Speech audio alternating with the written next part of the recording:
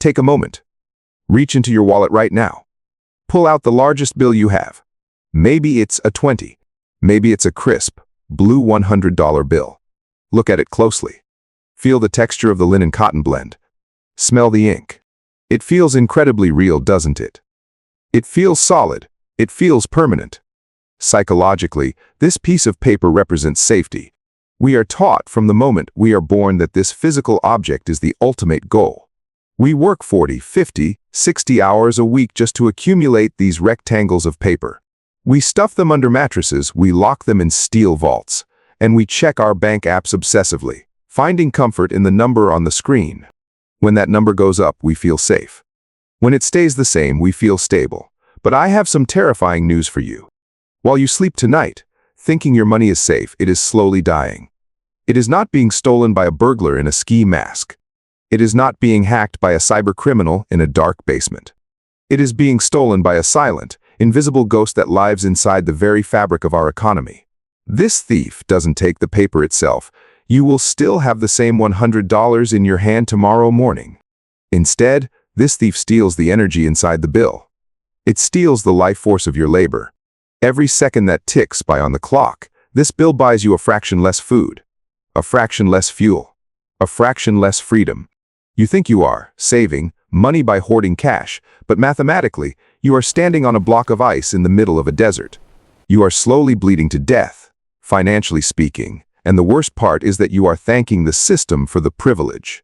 Welcome to Longview Invests. Today we are going to expose the most dangerous lie in the history of banking, the idea that cash is king. Spoiler alert, in the modern economic machine, cash isn't king, cash is the victim. And if you are holding it, so are you. To truly understand the magnitude of this theft, we need to step into a time machine.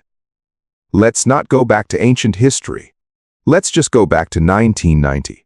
It doesn't seem that long ago, does it? Imagine you walk into a grocery store in 1990 with this same $100 bill. You walk down the aisles. You fill your cart with fresh meat, vegetables, eggs, milk, maybe a bottle of wine and snacks for the kids. You fill the cart to the brim.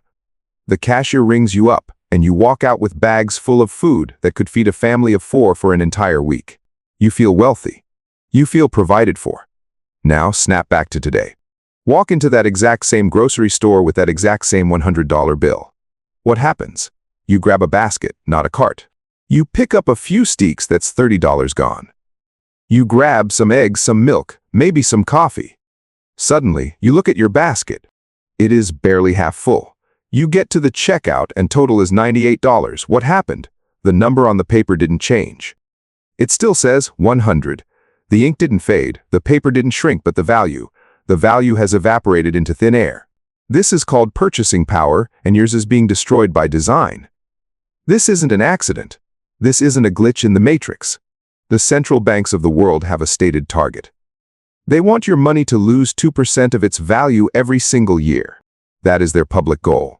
They call it price stability, but let's call it what it really is: planned obsolescence for your wealth. Think about the arrogance of that system.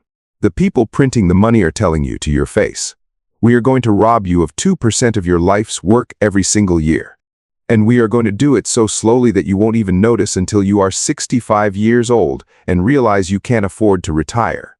So, realizing that cash under the mattress is a bad idea, you do what society tells you is the responsible thing. You walk into a nice, clean bank branch. The air conditioning is cold, the marble floors are shiny, and the bank manager wears a nice suit. He smiles warmly, gives you a free pen, and offers you a savings account. He tells you, put your money here. It's safe. We will even pay you interest. Maybe it's 0.5%. Or, if you are lucky and find a high-yield account, maybe it's 4%. You calculate the numbers in your head and think, great, I am making money without doing anything. I am a genius. Stop, you are not making money. You are losing money politely. Let's break down the math that the bank manager hopes you never figure out. Let's say the bank pays you 4% interest. That sounds decent, right? But first, the government steps in. That interest is considered income, so you have to pay taxes on it. Let's say your tax rate is 25%. Now your 4% return is actually just 3%. Now, Look at inflation. Real inflation, not the massive numbers you see on the news, but the real cost of living is running at, let's say, 4% or 5%. So, you gain 3% after tax, but the cost of your life went up by 5%. 3% minus 5% equals negative 2%. Your purchasing power went down. You didn't grow your wealth. You shrank it. Meanwhile, what did the bank do with your money? Did they lock it in a vault? No. They took your money instantly and lent it to your neighbor to buy a car at 8% interest. They lent it to someone else on a credit card at 22% interest. They took your capital, leveraged it, made massive profits, and gave you crumbs. The bank is using you. You are not the customer. You are the battery. You are the source of cheap capital that powers their empire. And the saddest part, you are thanking them for keeping your money safe, while they use it to get rich. Inflation is often described by economists as prices going up, but that is a passive, weak definition. In reality, inflation is a tax. It is a hidden, unvoted, invisible tax levied on people who are too scared to invest. It is a tax on cowardice.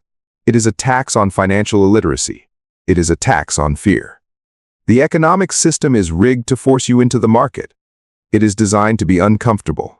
If you try to sit on the sidelines holding cash, the floor will essentially crumble beneath your feet. The system does not want you to hoard money. It wants you to spend it or invest it. If you refuse to play the game, you are punished. Let me frame it this way. Imagine working your job for the entire month of January. You wake up early, you deal with your boss, you stress out, you commute. You work hard. At the end of the month, the government comes in and takes 100% of your paycheck. You work January for absolutely nothing. That sounds like slavery, doesn't it? But that is exactly what holding cash does if inflation hits 8% or 9%. You lose 1/12 of your purchasing power. You effectively worked 1 month of the year for free, just to stay in the same place you were last year. The government doesn't need to pass a law to raise your income tax. That is unpopular. People vote against tax hikes. So instead, they just print more money. It dilutes your savings just like watering down a fine whiskey. The bottle looks the same. The liquid looks the same. But when you drink it, it doesn't hit the same. It's weak. This is the invisible tax. It allows governments to spend money they don't have, and the bill is paid by you, the saver. The person who did everything right. The person who saved for a rainy day is the one paying for the reckless spending of the system. You likely know the gruesome fable of the boiling frog. It's a cliché for a reason. If you take a frog and throw it into a pot of boiling water, its survival instincts kick in instantly. It feels the pain, it panics, and it jumps out. It survives because the threat was obvious and immediate. But if you put that same frog in a pot of nice, cool water, it relaxes, it swims around. Then you slowly turn on the burner. The water gets lukewarm. The frog thinks, this is nice. The water gets warm. The frog gets a little sleepy. The water gets hot. The frog is now too groggy to move. Eventually the water boils, and the frog dies. You are the frog. We all are. Hyperinflation, like what happened in Weimar Germany, Zimbabwe, or Venezuela, is boiling water. When a loaf of bread costs a wheelbarrow of cash, people panic. They dump the currency immediately. They buy gold, they buy food, they trade for anything tangible. They react, but American inflation, Western inflation, it is a slow simmer. It is designed to be just tolerable enough that you don't revolt. Year 1. Your rent goes up $1.50. You shrug and say, well, that's annoying. Year 5. Your grocery bill has doubled. You complain to your spouse. You maybe switch to generic brands, but you pay it. Year 10. You realize that the house your parents bought for $40,000 is now selling for $600,000. And you will never be able to afford it. By the time you realize you are being cooked, it is too late to jump out of the pot. The heat has been turned up so gradually that you accepted your poverty as normal. You accepted shrinkflation, where your bag of chips gets smaller but the price stays the same as just the way things are. Do not wait until the water boils. If you are holding mostly cash right now, feel the heat. It is already on. You are being cooked. So, how do you escape the silent thief? How do you jump out of the boiling water before it's too late? You must fundamentally change your understanding of wealth. You must stop storing your life's energy in paper and start storing it in assets. Here is a secret that the top 1% understand, but the middle class ignores. Wealthy people do not have money.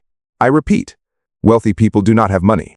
If you look at the net worth of a billionaire, do you think they have $1 billion sitting in a checking account? Absolutely not. That would be financial suicide. They have things. They own shares of companies that create products. They own real estate that charges rent. They own land. They own gold, Bitcoin. They own intellectual property. They own assets that adjust with inflation.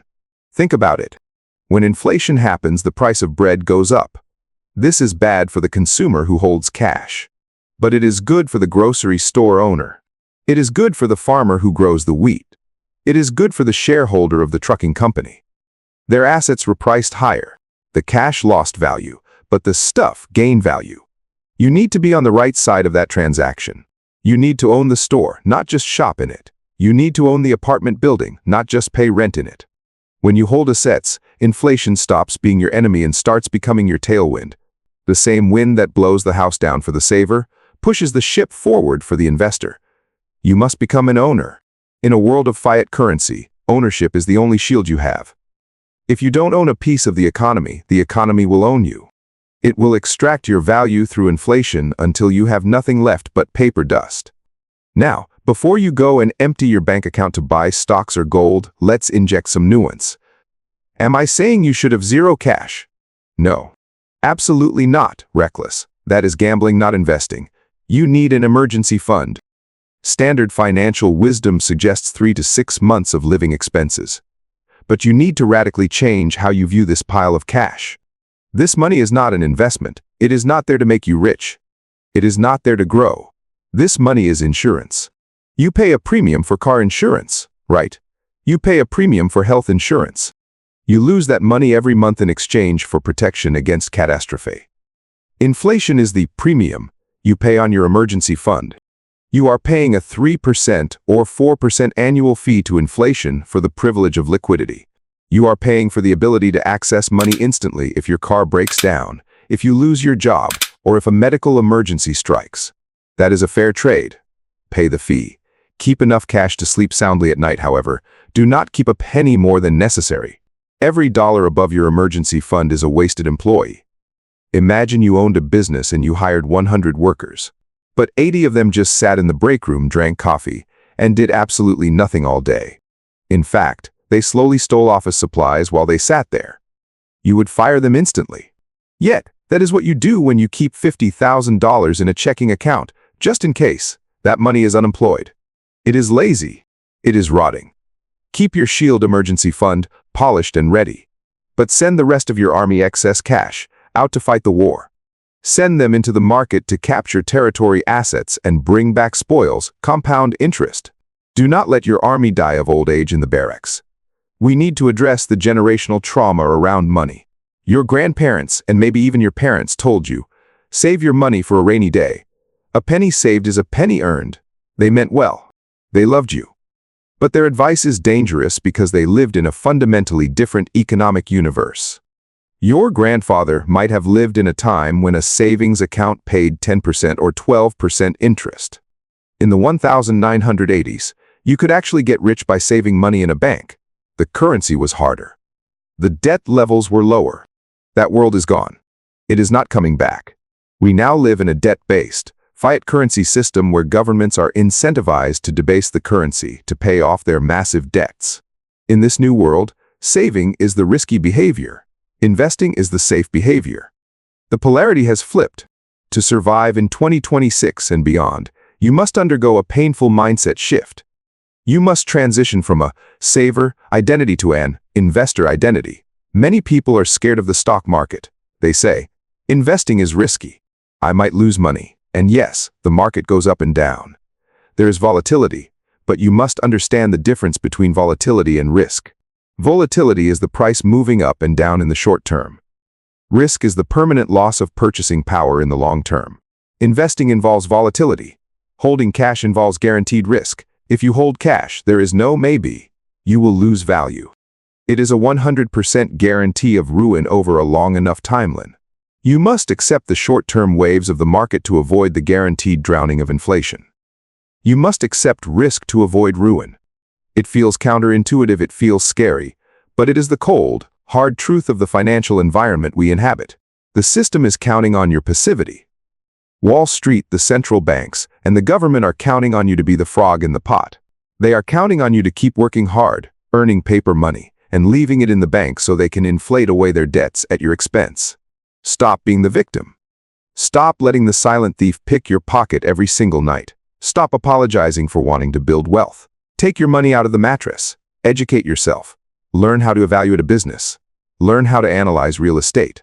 Learn about sound money. Don't just save. Build. You have a choice today. You can continue to walk backwards on the escalator, working harder and harder just to stay in the same place.